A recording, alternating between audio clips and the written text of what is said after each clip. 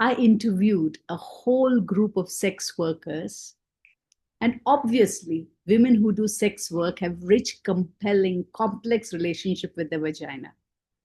This particular woman blew my mind.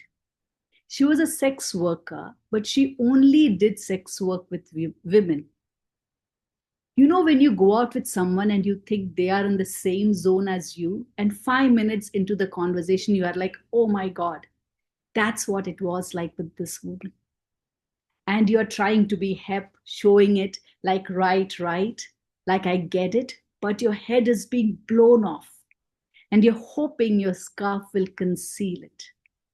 I wrote this piece for her, the woman who loved to make vaginas happy, performed by Tejal, Vinti, and Shubham.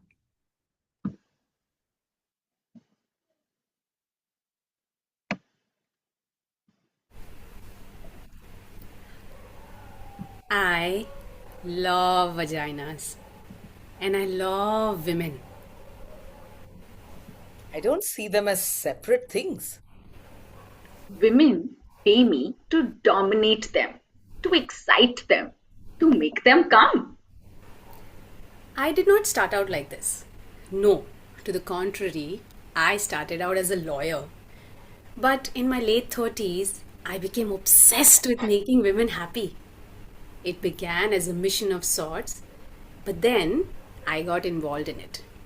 I got very good at it, kind of brilliant. It was my art. I started getting paid for it.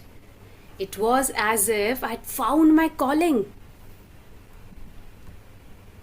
I wore outrageous outfits when I dominated women. Lace and silk and leather. And I used props, whips, handcuffs, rope, dildos. There was nothing like this in tax law. There were no props, no excitement, and I hated those blue corporate suits. Although I wear them now from time to time in my new line of work, and they serve quite nicely. So, what was I saying? There were no props in corporate law. No wetness, no dark, mysterious foreplay, no erect nipples, no delicious mouths. But mainly, there was no moaning. Not the kind I'm talking about anyway. This was the key. I see now.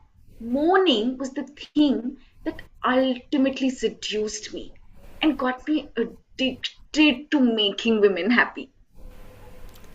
When I was a little girl and I would see women in the movies making laugh, making strange orgasming moaning noises, I used to laugh. I used to get strangely hysterical. I couldn't believe that big, outrageous, ungoverned sounds like that came out of women. I longed to moan. I practiced in front of my mirror, on a tape recorder, moaning in various keys and various tones. But always when I played it back, it sounded fake. It was fake. It wasn't rooted in anything sexual, really, only in my desire for it to be sexual. Then, when I was 10, I had to pee really badly once. On a car trip. It went on for almost an hour. And when I finally got to pee in this dirty little gas station, it was so exciting. I moaned as I peed. I couldn't believe it. Me moaning in an Indian oil station in the middle of Ratlam?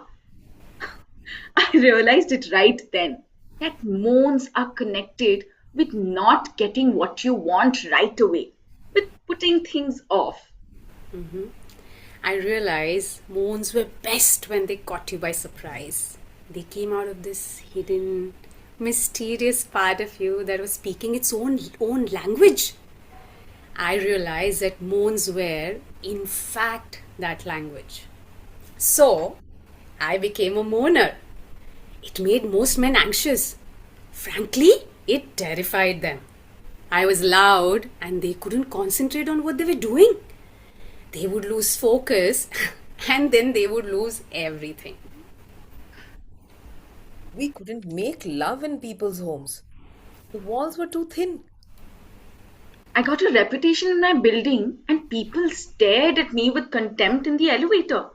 Men thought I was too intense. Some called me insane. I began to feel bad about mourning. I got quiet and polite. I made noise into a pillow. I learned to choke my moan, hold it back, like a sneeze. I began to get headaches and stress related disorders. I was becoming hopeless when I discovered women. I discovered that most women loved my moaning. But more importantly, I discovered how deeply excited I got when other women moaned. When I was responsible for other women moaning. I made love to quiet women, and I found this place inside them, and they shocked themselves in their moaning. I made love to moaners, and they found a deeper, more penetrating moan. It was a kind of surgery, a kind of delicate science, finding the tempo, the exact location, or the home of the moan. That's what I called it. Sometimes I found it over a woman's jeans. Sometimes I snuck upon it, off the record, quietly disarming the surrounding alarms and moving in. Sometimes I used force, but not the violent or pressing force, more like dominating. I am going to take you someplace. Don't worry, lay back and enjoy the ride kind of force. Sometimes it was simply mundane. I found the moan before things even started. While we were eating idli or dal chawal, just casual, just right there, with my fingers. Here it is, like that. Real simple. In the kitchen, all mixed in with the khatti meaty chutney. Sometimes I used props. I loved props. Sometimes I made the woman find her own moan in front of me.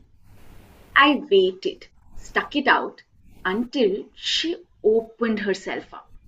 I wasn't fooled by the minor, more obvious moans. No, I pushed her further all the way into her power moan. There's a clit moan. Ah, ah, ah. The vaginal moan. Ah, ah, ah. The combo clit vaginal moan. Ah, ah, ah, ah, ah, ah. There's the almost moan. Ah, ah, ah, ah, ah, ah, ah, ah. The right on it moan. Ah, ah, ah. The sophisticated, elegant moan. Ah, ah, ah, ah. The vocalist moan. Ah, ah, ah.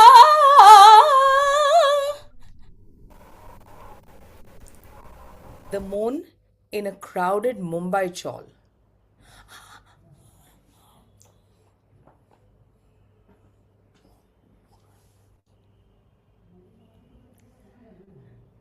The Bengali Bodhi moan. Oh, oh, mago. The Punjabi Kudi moan. Oi, oi, oi, yara, oi, oi, oi, oi. The South Indian mommy moan. Ayo, ayo, ayo, ayo, ayo, ayo.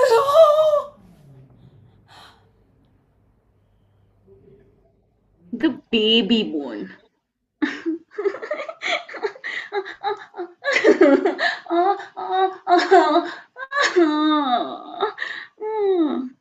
The doggy moan.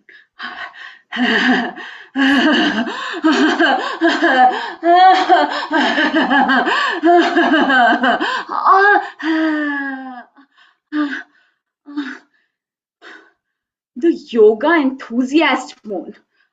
Ah, breathe. Deeper.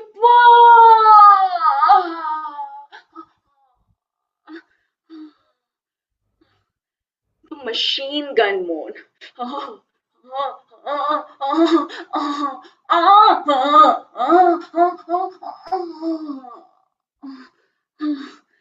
The tortured Zen moan. Ah, ah, ah, ah, ah,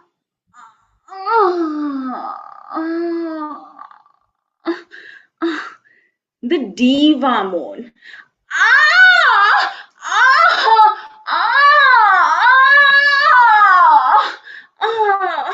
ah, college student moan.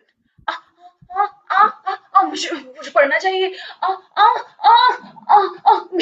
मेरे exam है the foodie moan.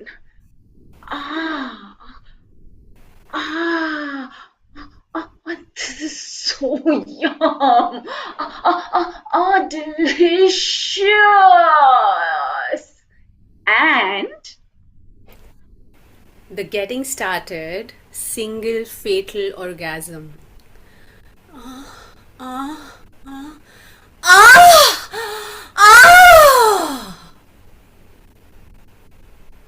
double-edged sword orgasm.